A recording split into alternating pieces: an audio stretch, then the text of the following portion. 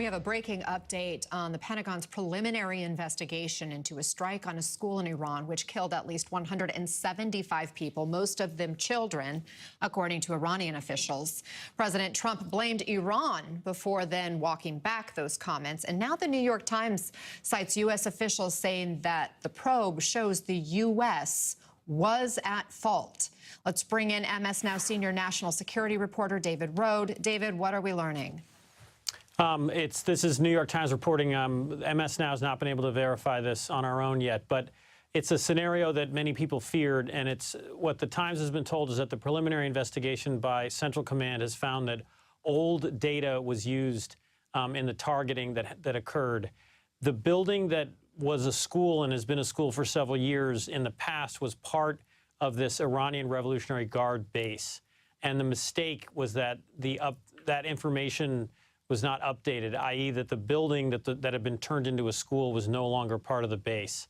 And that's something that military planners, should have checked.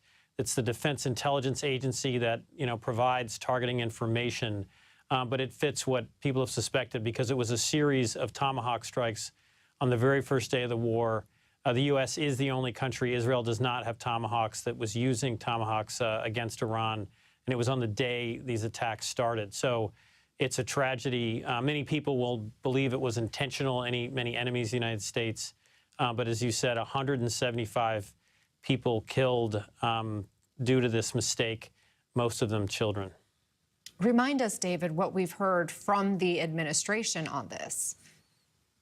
Yes, they've distanced themselves from it. The president himself claimed that many countries use Tomahawk missiles. There are other countries that have Tomahawk missiles, but those are European allies. And so, it was just clear from the sequencing of all this where 4 or 5 Tomahawks hit a complex of buildings. But again, and this is sort of also the New York Times based on satellite analysis, sometime between 2013 and 2018, a wall is built. This one building is turned into a school. And in 2018, you can see that there are play areas in satellite photos next to the school. There's other imagery the Times found that shows that the school was painted blue and pink. All of this was missed by targeting officials. It's their job to make sure that they're dealing with up-to-date information, and they're checking imagery to make sure that it's a military installation that they've hit. And this will be, it's a preliminary report, but if this is the final conclusion, this will be one of the largest killings of civilians by mistake by American forces in decades. Again, 175 people killed, according to Iranian officials, most of them children. David Rode, thank you for that reporting. Let's bring in Democratic Senator Patty Murray of Washington State, Vice Chair of the Appropriations Committee. Senator Murray, thanks for joining us. The fact that outdated targeting data may have led to the death of more than 100 Iranians, teachers, children. Your reaction to that? I'm just sickened by this. To go into this war unprepared, to use outdated data, and to have this horrific thing happen where children were killed in a school sends a horrible message to those that are in a war with us and to our own constituents about what America's values are. This is unacceptable. The administration needs to be held accountable, and to the very top, to the president, need to be clear and outspoken about apologizing and making sure that everyone goes back and makes sure that our targeting data is updated.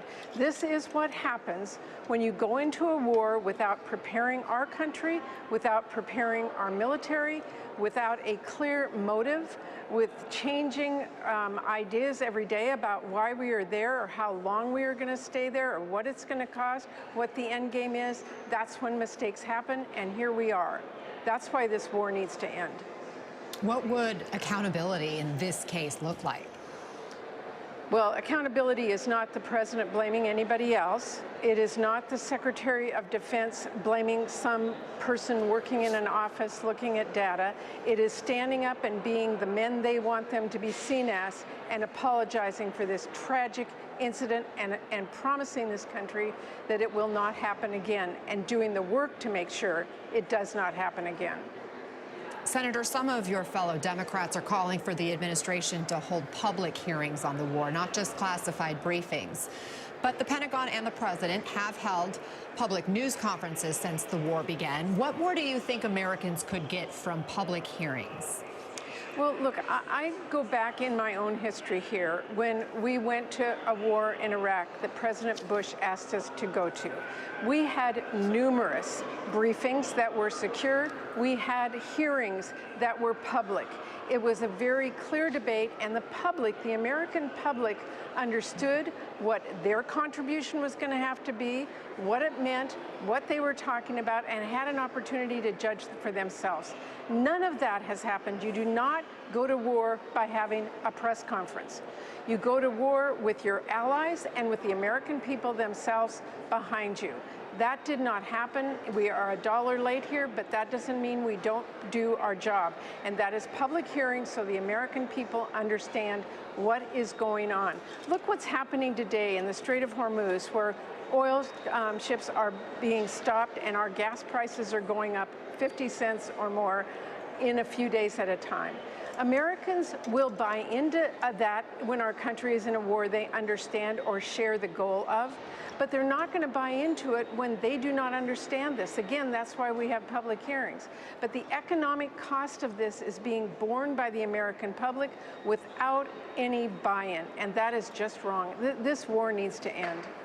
We keep trying to ask the administration, why now? Was there an imminent threat? And what is the ultimate objective of this war? In a new interview with Axios, President Trump is explaining the reasoning behind this war with Iran, saying this, quote, "They were after the rest of the Middle East. They are paying for 47 years of death and destruction they caused. This is payback. They will not get off that easy." Is that good reason to go to war? That's a threat, but it is not a good reason to go to war. Again, when you take your country, when you take our men and women, when you take our resources into a conflict like this, you go in because there is an imminent threat, and that's when you don't tell people ahead of time.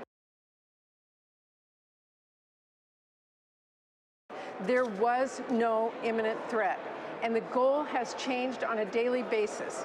The original words of Marco Rubio were to us in a skiff that this was because Israel went in and we had to go or we would be a target.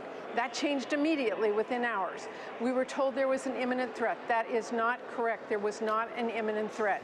We are told now it's perhaps about regime change.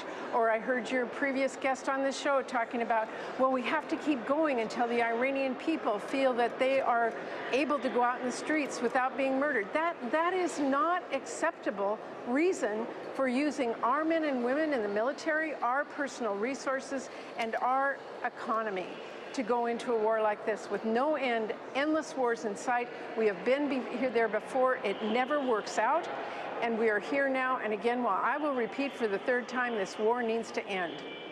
And you say the American people are now paying the price. Here's what Republican Roger Marshall said about the rising prices at the pump in light of Trump's war on Iran. I'm asking you about gas prices that Americans are paying that are extremely high and having wild swings, in part because of the war with Iran that the president started. Right. So again, freedom is not free. Americans are going to have to make some sacrifices, but we're operating from a point of strength. Senator, what say you to that argument? The first thing I'd say is for how long and for how high. And again, if this was our mission, then the American people needed to be bought in. When I hear, someone telling me I can't afford to pay 25, 50 cents more a gallon, I've got to get my child to daycare and off to work, and if I do that, I can't stop and buy groceries. When I get home, I will be out of money. Maybe that person would have been with us if they were bought into this war because of a reason this administration defined. They did not.